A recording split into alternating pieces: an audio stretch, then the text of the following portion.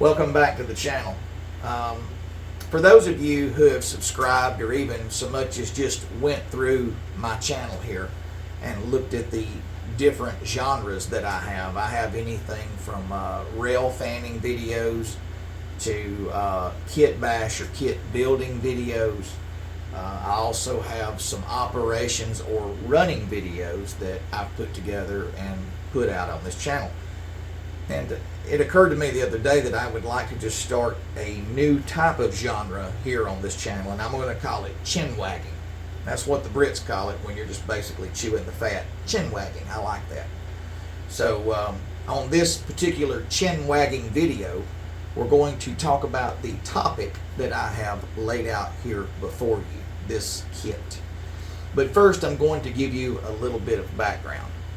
Now, as you may or may not know, here on the Turner and Lewis Railroad, which is my freelance railroad, for the most part, we are dieselized. We have big power like SD70 ACEs, Max. We have Dash 8s. We have the 9043, the SD80. We've got several different types of locomotives. We also have what we call the collector series, which is southern locomotives. We've got a SD40-2 and a SD40 southern locomotive, high hood of course. We've got the N&W Bicentennial 1776 SD45, several different diesel locomotives in that aspect. We also have our steam program. It's not a very big program, but we have some steam power nonetheless. We have the 2882 Norfolk and Western locomotive, which you have probably seen the operations video concerning that particular locomotive. Now, I do love history, but I'm not familiar with everything where steam engines are. I know how steam engines work, but I'm not familiar with everything where steam engines and operations of steam engines are concerned. So the other night, I was watching a video on the history of the Norfolk and Western. And when I say the other night, me being from the South, that could have been 3 months ago, the other night. But I digress with that. The other night, I was watching this Norfolk and Western history video, and as the steam engine rolled past the screen, I noticed there was 2 coal tenders on that steam engine. When I rewound it and looked, and it was an auxiliary water tender. And I thought, well, what a great idea. Turner and Lewis Railroad, considering it's dieselized, we have no water towers anywhere on the route, nowhere. When we fill up our steam engines here, we either use the fire hydrant that's at the shops, or we'll have the local Fultondale Fire Department come out with their 2 fire trucks, and they'll have to make a couple of trips to fill up the water tender that's on the 2882. Why not see if we can find an auxiliary water tender somewhere? So I set out in search. First thing I did is I pulled up eBay. That's where I normally go just to look and see what's out there. And sure enough, the very first thing I found when I typed in Norfolk and Western auxiliary water tender HO scale, Bachmann came up, and it had a great looking auxiliary water tender. I mean, it was a lot of people don't like Bachmann. I've heard a lot of people complain about it, but Bachmann is actually a great entry level to me. This is my opinion. It's a great entry level locomotive. In fact, entry level's foot. I've seen Bachmanns that are very dependable. They don't just zone out. They're very good and heavy locomotives. Great tractive effort. So, I don't really knock them, but they had that Bachmann auxiliary water tender with all of this detail. It had everything that you see here in this picture. But they wanted $120 to $150 for that thing. Now, everybody knows the economy's bad right now. I mean, it doesn't matter what they tell you. The economy is not in good shape at all. For $150, you go to Walmart, you come out with 3 bags of nothing. I'm definitely not going to buy a piece of rolling stock that has a headlight in one end or the other or both for $150. That's just not going to happen. You can buy a diesel locomotive for $280 to $300 and some change dollars with DCC and sound. That water tender is nice, but it's just not that nice. That's just, again, this is my opinion. I'm not knocking anybody that's done this. That's not what I'm doing. We're chin-wagging here. And I scrolled on down on eBay, and I really crapped my pants when I came across that BLI auxiliary water tender. For that thing, which was absolutely beautiful now, for that thing it was $225 to $285 without shipping. Again, I am not paying that for a piece of rolling stock with a headlight front and back. I'm just not going to do it. Also, I found two brass N&W auxiliary water tenders. I already had, of course, the grab irons, the walkways, and all that. It was just, I love brass stuff. They wanted $240 for one of them that I can remember. Absolutely gorgeous. I mean, just beautiful stuff. But I can't see me giving $240 for that. So I stumbled across this kit while I was on eBay. They wanted $55 for this kit. Now, me and my southern language, my southern drawl, I'm fixing to destroy, more than likely, I'm going to destroy the name of this, but I'm still going to give it a try. It's the Finero and Camerlengo 8320 N&W auxiliary water tender, one-piece body with decals, HO scale resin kit, made in the USA. I know I probably destroyed that, but you just gonna have to forgive me, son, because I did the best I could. But that being said, I came across this very same kit on eBay for $55 without shipping. And I thought, you know what? I'm going to go to Google and look and see if I can find any more auxiliary water kits, maybe. Auxiliary water tender kits, maybe, hopefully. So I go to eBay and I type in N&W HO scale N&W auxiliary water tenders, and this name came up again, but this time it came up under a place called Legacy Station, and Legacy Station wanted $33 for this kit. Now, it didn't tell you everything that you got. It just said this on the front of on the picture and all. It did say that it came with the roof walks and the grab irons. And I thought, well, okay, So for $33, I went ahead and purchased it. And when I got it, I was simply just blown out of the water. I couldn't believe it. Everything that you see here in this picture, it was there. Now, it was unpainted. It's a HO scale resin kit, which means it's going to be kind of difficult to glue and make stick together. These resin kits, you have to rough it and use just a good glue to put it together, which I just rough it, use Model Glue or Gorilla Super Glue, but I digress. But this is what I did. The tank comes as one piece. The tank and the channel frame that surround it, it comes as one piece. Your under frame comes as one piece. But believe it or not, everything you see in this picture comes in the box except for the wheels, the coupler, and the uncoupling lever. All of the rest of this stuff is in this kit. They even send you a little Titchy train kit made by Titchy that has the piping and the brake canister, the brake wheel, and the little plastic chain that goes up. All of that stuff is in the kit. I was just surprised. The trucks they look like they're 3D printed, but I believe that they're resin. I can't tell the difference, and to be honest with you. But the trucks, you have to take your X-Acto blade and cut the sheet plastic out of there. You have to do that. But I mean, that's part of modeling. It's not really a difficult feed at all because it's thin. But you take and trim that stuff out, and they will hold a set of wheels. No problem. It don't let them go. It's not a piece of junk. These little handrail stanchions right here, these are the same type stanchions like you would see on a steam locomotive that holds that, or an SW8 that has that little handrail that goes down the side of the long hood. That's the very same type. Those come in on a stick, and they're resin printed, I guess. But you have to take a number 76, if my memory's right, to punch the holes for this wire to go through.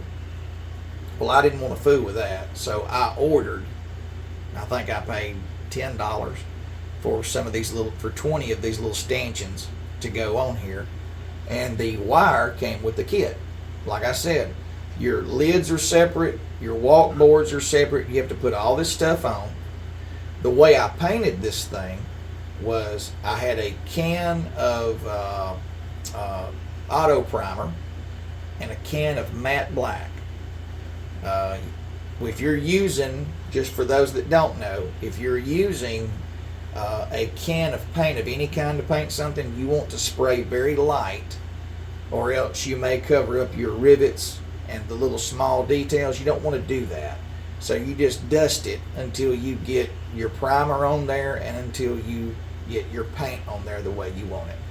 Just take your time to paint it. Once I got it painted, all of the places that this thing is to be drilled are punched. You got little divots where you are to drill. So you don't have to have a pattern or any of that stuff. As long as you got the right size drill bits, you can drill these, and it's easily done. It don't get off track or nothing. These little step stirrups, of course, they are also resin, so you have to take your X-Acto and clean out in between the steps, which don't take but a minute, and you just glue them onto the side.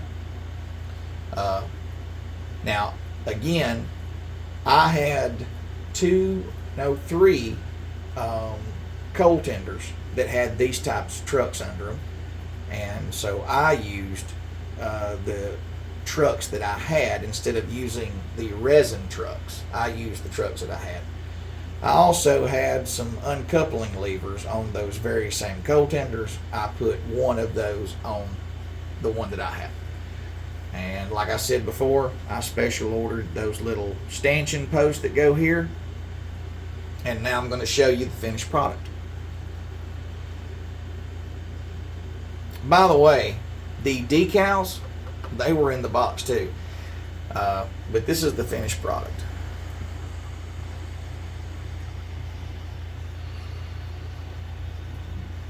Let's see if I can roll it up here just a little bit. It don't show any better. So the biggest problem that I had with this thing, after I painted it and I put everything together, and of course I've got some black models paint and some paint brushes,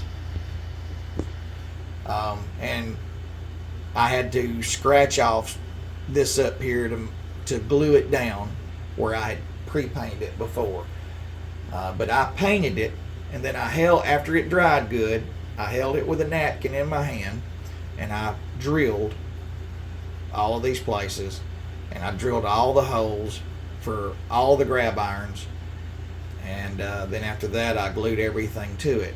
Again, the biggest problem that I had putting this thing together was the height between the bottom of the car and the rail. The way that the underframe is built, I'm going to zoom out a little bit.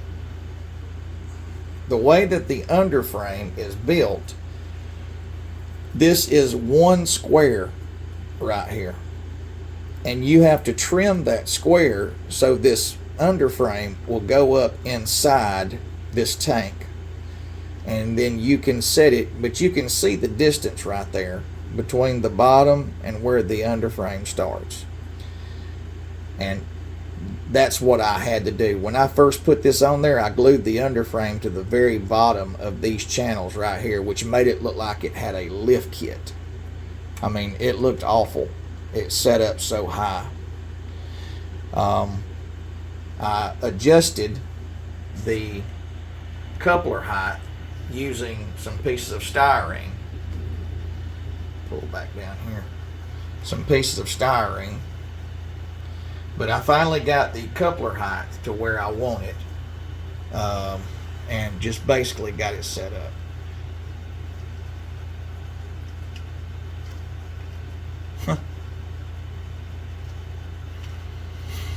So the coupler height's a little low, but it's not too bad. She'll take turnouts pretty good. There's no problem with that, and that's pretty much how it turned out. Now, I haven't put any clear coat on this thing yet. I'm still putting some decal stuff on here to make those decals set a little better. The decals are actually really good. It just, like I said, I want to say that the decal set that I've been using, I think it's gotten old. That's what I think. Because I don't have that kind of problem generally out of my decals. Oh, I meant to show you the ends. I apologize. So this is the end of the brake end, and of course, you know, this brake wheel, all this stuff except for that chain. Now, I had that little piece of copper chain right there, but they send you a plastic chain that's in the Tichy kit. This conduit, that was with it, and the same thing on the other end. Bringing the other end back here. Of course, you don't have, I hope that I had that in the picture a minute ago. Just to turn it back around again.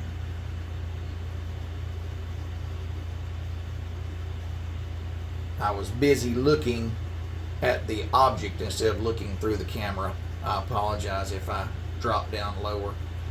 But anyway, that's pretty much it. This is looking at it from the top. Now, you will notice that this walkboard here is wider than this is. Again, going back to my junk drawer, I had an old Caboose walkboard, and I cut that off of that old walkboard and used those because they were wider. But there was enough of this material to go there. Like I said, they send you everything that you can possibly need. And I'm not trying to sell this for the F&C people. This is just the way it turned out for me. It took me about a week after painting it just to sit down and drill everything. Well, I say a week. Let me rephrase. Every afternoon I'd come in from work, I'd sit at my workbench and watch television, and I'd fool with this thing on and off and just drill my holes in there for my stanchions and my grabs. And then once I got everything together, I got serious for about an hour or two, and I put all this stuff together and glued it all in. And that's pretty much it. I look forward to dragging it behind my steam locomotive. I don't know. Some people are going to say, well, you know, you put your time in it, and your time is money. And yeah, that's true. But for me, I just enjoy putting stuff like this together anyways. So, you know, that's really not a big deal. Cash-wise, I would say I probably got $50 in the whole thing. It just depends on if you want to sit down and figure out how much paint I put on there in dollars, which couldn't have been very much. And as far as it goes, it rolls well. Like I said, it takes turnouts like it's supposed to. The sharpest radius that I have here, which is a common radius, is the 22 degree radius. And it takes those very well also. I do have a small weight inside there because these things can be kind of light, and you don't want a light piece between heavier cars if I was to pull heavier cars. So that's pretty well it. If you've got any questions that you would like to present, or if you've got any statements you want to make, all are welcome. I don't care. If you want to be snide with me, you can be snide. I can take it too. I don't have any feelings where that's concerned. If you got, again, any questions or any comments, I'd love to see them in the comment section. I try to, when I go to other people's videos, I'm just going to tell you straight out, when I go to other people's videos, I leave comments, whether it just be, man, that's cool, or I really like that. I leave you comments if you have a channel, because that comment is what boosts your channel. If you would like the video, that would be a help. I'm not making any money off this. I just like to get myself out there a little bit. I appreciate you guys sitting down and listening to me chin-wag. And I hope that you look forward to the next chin-wagging session. Until next time, y'all come back now. Yeah.